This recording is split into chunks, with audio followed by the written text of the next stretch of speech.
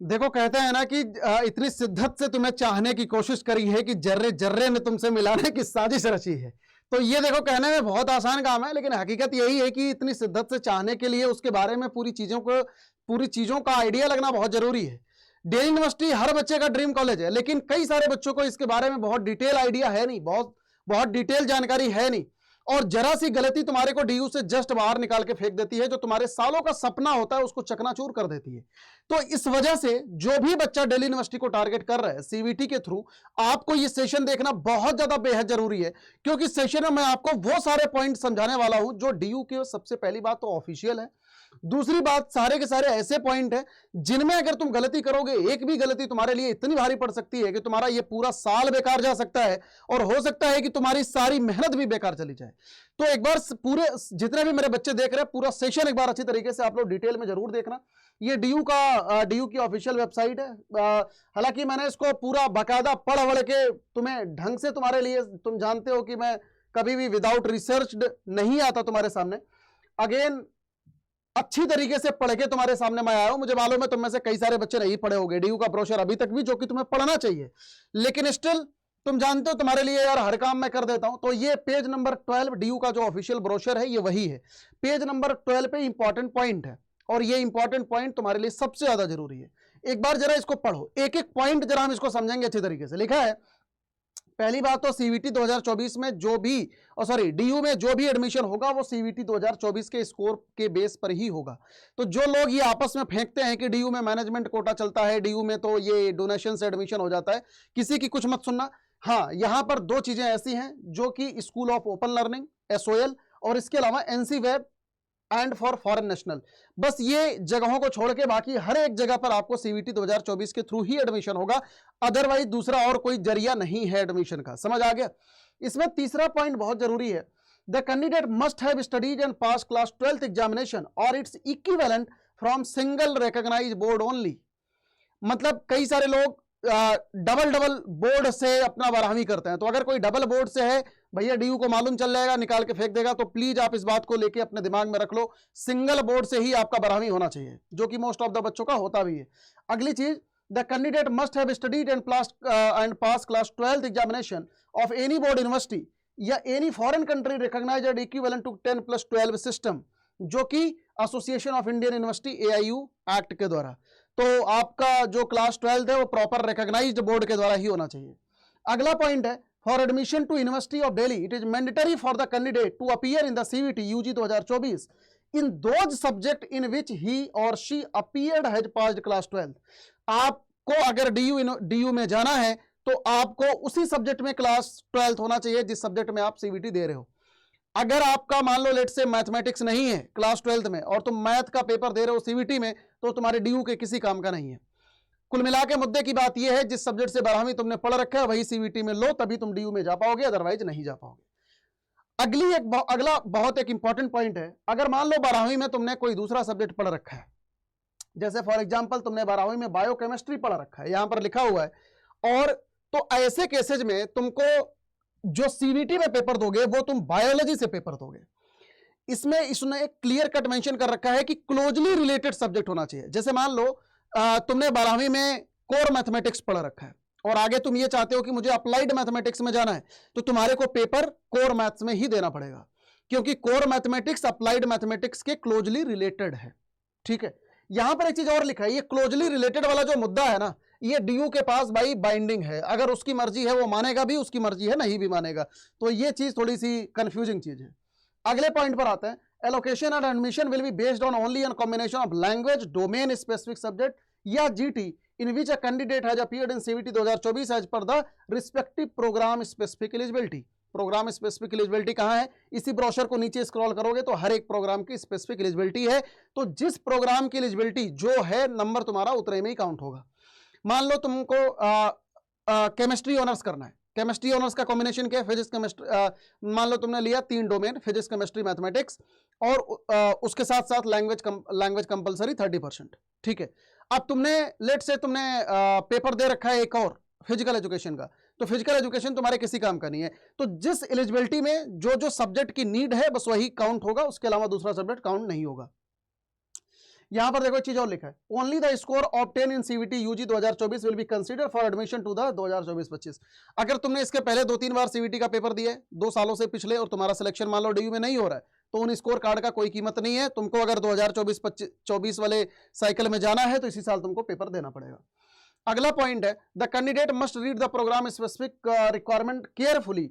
भैया आपको बहुत ही केयरफुली जानने की जरूरत है, प्रोग्राम कॉम्बिनेशन को समझना बहुत ज्यादा जरूरी है बेटा, अदरवाइज जनाब सनाब में मुद्दा देखो खराब हो जाएगा।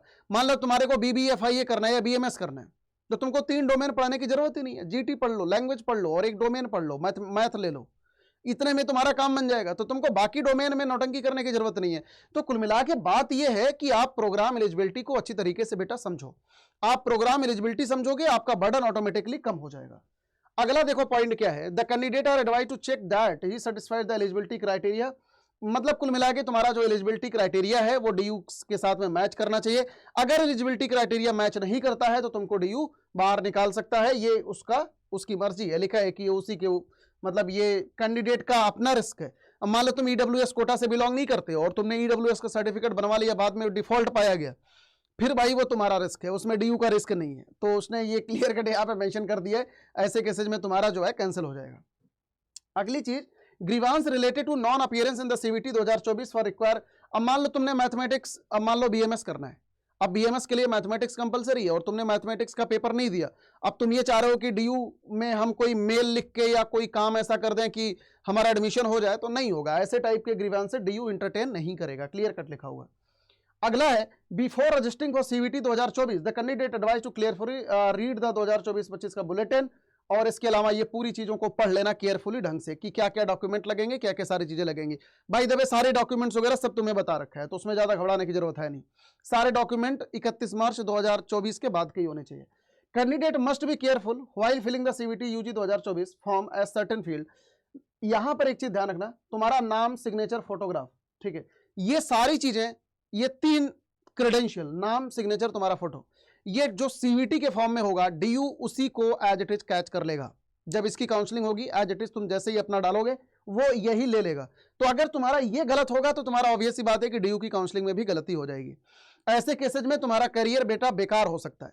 तो प्लीज जो तुम्हारा नाम है, जो सिग्नेचर है, फोटोग्राफ है, इन तीनों चीजों को ढंग से करना, क्योंकि अगर तुम्हारी गलती वो CVT में होगी तो DU में सुधारने का मौका नहीं मिलेगा, क्योंकि वो ऑटोमेटिकली फेच कर लेगा। अगला है, अगर तुम यहाँ पे कोई भी रिजर्वेशन को क्लेम करते हो, ठीक है, तो जो तुम्हारा नाम है वो तुम्हारे क्लास 10th के नाम के साथ में मैच करना चाहिए, और वही सिमिलर पेरेंट्स नाम, वही आपका नेम क्लास 10वीं की मार्कशीट से भी मैच करना चाहिए। यानी कि जो तुम्हारा कैटेगरी सर्टिफिकेट में नाम है, पेरेंट्स नेम है, मदर नेम है, वही सिमिलर नेम CVT के फॉर्म से, वही सिमिलर नेम DU में आना चाहिए, अदरवाइज वो मिसमैच हो जाएगा, मामला खराब हो जाएगा। अगला ये वाला इंपॉर्टेंट पॉइंट है, ये किसी काम का नहीं है। 16 गैप ईयर कोई भी बार नहीं है आपके सक्सेस के DU के लिए। यानी कहने का मतलब ये है, मान लो तुम्हारा 2 साल का बैक लग रखा है, मतलब 2 साल से तुम DU में नहीं गए हो, अब चाहते हो इस साल जाना, तो वहां पे कोई गैप सर्टिफिकेट वगैरह बनवाने की जरूरत नहीं है। मोस्ट ऑफ द बच्चे लगातार साल भर यही पूछते हैं कि सर हमने 1 साल का गैप लिया तो क्या गैप सर्टिफिकेट लगेगा? तो जी नहीं, बिल्कुल कोई गैप सर्टिफिकेट वगैरह लगाने की जरूरत नहीं है। अगली चीज है, appropriate proportion of CVT UG 2024 score will be done whenever required including supplementary quota. तो ये तुम्हें मैंने पूरी की पूरी चीज एकदम ढंग से अच्छी तरीके से बेटा तुम्हें समझा दिया है। ये गाइडलाइन को नोट डाउन कर लेना, ये गाइडलाइन को अच्छी तरीके से समझ लेना। मैंने तुम्हें एक एक पॉइंट बहुत अच्छी तरीके से समझा दिया है। जितने भी मेरे बच्चे CVT 2024 की तैयारी कर रहे हैं, जितने भी मेरे फाइटर से तैयारी कर रहे हैं, जितने भी मेरे CVT के महारथी तैयारी कर रहे हैं, बेटा देखो प्रतिज्ञा लॉन्च कर दिया गया है। आप अभी भी पैनिक में हो, कई सारे बच्चे, बेटा प्लीज आप पैनिक मत करो। लास्ट का 40 से 50 दिन आप मुझे दे दो, आप हमें दे दो, बाकी यार पूरा सिलेक्शन हम तुमको प्रोवाइड कर देंगे, ये गारंटी है। लेकिन बस कुछ एक चीजों की जरूरत पड़ेगी अगर तुम मेरे पास भी आओगे तो। सबसे पहली बात, तुम्हारा मेहनत। ये कसम खा के आओगे कि सर मैं मेहनत करने के लिए तैयार हूं, बस मुझे सिलेक्शन चाहिए, आप जितना मन उतना मेरे को रगड़ दो। पहली बात तुम्हारा मेहनत चाहिए। दूसरी चीज तुम्हारा टाइम चाहिए। ये तुम मेरे पास अगर आओगे, मुझे ये चीज कमिटमेंट करके आओगे कि सर मैं मेहनत और टाइम देने के लिए आपको तैयार हूं। तीसरी चीज यार तुम्हारा डेडिकेशन। ये जो तुम्हारी भूख है ना बाबू कि मेरे को यार इंडिया के सबसे बेस्ट कॉलेज में जाना ही जाना है, क्योंकि ये बेस्ट कॉलेज नहीं है, तुम्हारी जिंदगी का सवाल है। ये तुम्हारी जिंदगी बनाने का सवाल है बेटा। तो तुम्हारा जो डेडिकेशन है ना, मेरे को ये चीज चाहिए होगा, अगर मैं तुम्हारे को सवाल दे रहा हूं तुम्हें करना रहेगा, अगर मैं तुम्हें ये चीज गाइड कर रहा हूं तुम्हें मानना पड़ेगा, अगर तुम मेरे पास में आ रहे हो, मेरे फाइटर बन के आ रहे हो, तो ये इस जज्बे के साथ में आओगे कि SSR is the content king, और एसएसआर सर जो बोलते हैं वो चीज होती है, एसएसआर सर जो पढ़ाते हैं वो चीज पेपर में आता है, इस भरोसे के साथ हम बेटा आओगे। और अगर तुमने ये सारी चीजें हैं, अगर तुमने ये भरोसा दिखाया है, तो आप सभी मेरे बच्चे, जितने भी मेरे बच्चे देख रहे हैं, जितने भी मेरे फाइटर्स देख रहे हैं, आपको कुछ नहीं करना, आप आराम से प्रतिज्ञा बैच, चाहे आप ह्यूमैनिटीज के बच्चे हो, चाहे आप कॉमर्स के बच्चे हो, जीटी लैंग्वेज के बच्चे हो, साइंस के बच्चे हो या ह्यूमैनिटीज के बच्चे हो, आपको बेटा बस एक ही कोड यूज करना है, Y457। ये मेरे सभी फाइटर्स का डिस्काउंट कोड है। जो भी डिस्काउंट कोड होगा, जो भी सबसे ज्यादा डिस्काउंट कोड है, वो तुम्हारे को इस कोड पर मिल रहा होगा, Y457। ये मेरे सारे एसएसआर फाइटर्स का डिस्काउंट कोड है। जितने भी मेरे बच्चों को अच्छी तरीके से तैयारी करना है, तुम्हें कहीं भी भटकने की जरूरत नहीं है। अगर तुम्हें कोई दिक्कत है, तुम मेरे को मेरी ईमेल आईडी पर मैसेज डाल सकते हो, shashank.singh1@247.com। ये ईमेल आईडी मैं मैथ्स बाय शशांक सर, ये जो कम्युनिटी ग्रुप है अड्डा247 ऐप पे, मैं उस पर पिन आउट कर चुका हूं, आप वहां से जाके देख लो, मेरे को मेल कर दो। अगर तुम्हें कोई भी समस्या आती है तो इन केस बस मेल के टाइटल में रखना कि सर मेरे को प्रतिज्ञा में एनरोल करना है एंड मुझे दिक्कत हो रही है, किस जगह पर दिक्कत हो रही है उस जगह को लिखना, अपना नाम लिखना, अपना कॉन्टैक्ट नंबर लिखना, मैं तुम्हारे को प्रॉपर तरीके से अच्छी तरीके से गाइड कर रहा हूँ। तो जितने भी मेरे बच्चे नए बच्चे हैं, एक बार देख लो आप कि कैसे एनरोल करना है, आपको कैसे क्या करना है। बेटा सीबीटी यहां पर आप आओगे ऑल प्रोग्राम में, सीबीटी यूजी में, सीबीटी यूजी में यूजी एंट्रेंस एग्जाम, यहां पर यूजी एंट्रेंस एग्जामिनेशन में जैसे आप आओगे तो यहां पर आपको सीबीटी साइंस दिख रहा होगा।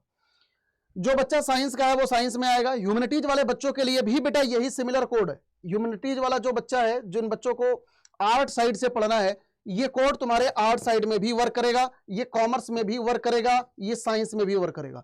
Y457 इसको नोट डाउन कर लो, यही कोड आपको लगाना है जब भी आप एनरोल करोगे। जैसे ही आप इसमें क्लिक करोगे, यहां पर बाय नाउ पर आप आओगे, यहां पर बेटा आपको डिस्काउंट कोड यूज करना है Y457, ठीक है।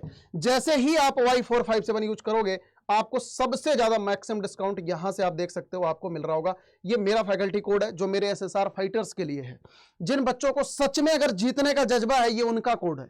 जिन बच्चों को ये लग रहा है कि सर मेरे को अब ये लास्ट के 50 दिनों में जी जान लगा के मेरे को सिलेक्शन लेना है, वो सारे बच्चे ये कोड यूज करेंगे और मुझे बताएंगे कि सर आखिरकार अब मैं आपके पास आ चुका हूं और अब बस मुझे एक ही चीज की भूख है, वो है सिलेक्शन।